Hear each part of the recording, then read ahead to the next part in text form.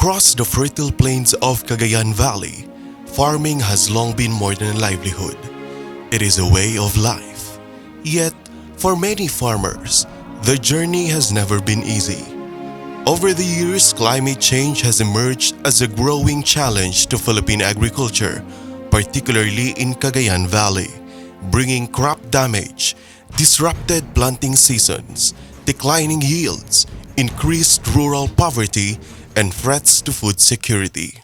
In response, the Department of Agriculture established the Adaptation and Mitigation Initiative in Agriculture, or AMIA program, by creating model agricultural communities that exhibit sustainable and adaptable practices known as AMIA villages.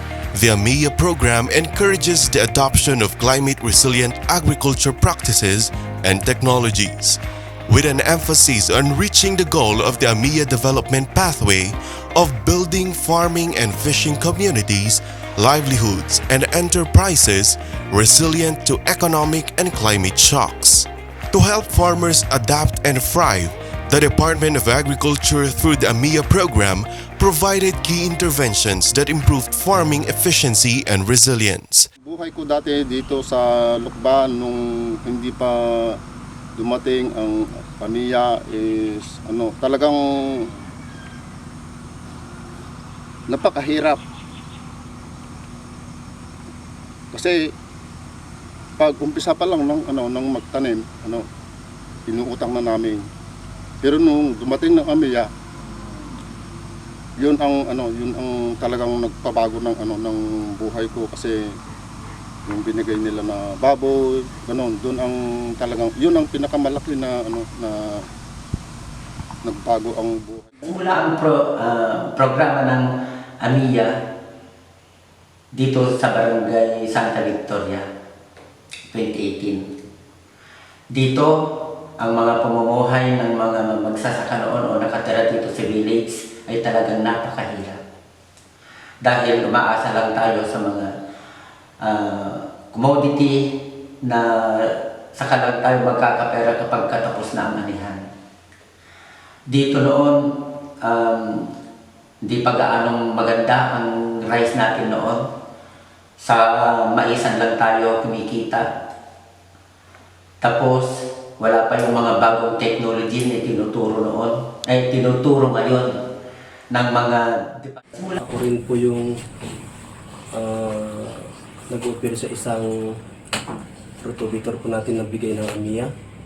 Noon po nung wala pang rotovitor, kalabaw ginagamit namin. Yung mahirap po yung ginagawa namin ng isang linggo, kaya na ng isang araw. So maraming salamat po sa tulong ng AMIA. Kasi kung wala po yung rotovitor na yun, hanggang ngayon kalabaw pa rin ginagamit namin. So thank you po. Dahil sa mga intervention na natatanggap namin sa DARF2,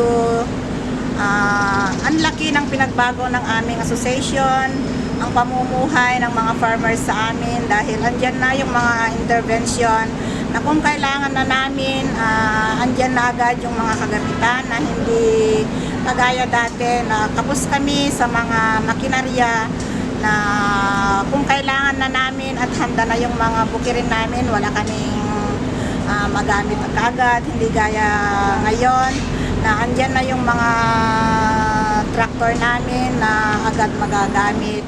Yaman kam unay iti akad-adug intervention man iti government kang runan na ti DA isulay ko iti pagnamamayan ti kaadwan takta. These are the champions of our fields, resilient leaders in agriculture, and drivers of progress in their communities. Through collective effort and the support of the Department of Agriculture, our AMIA villages have flourished into inspiring models of sustainable and inclusive growth. The AMIA program is not just a program, it is the promise of a better tomorrow. By empowering our farmers today, we are building a food-secure and climate-resilient Philippines for all. Maraming salamat, AMIA! Teos Ayos!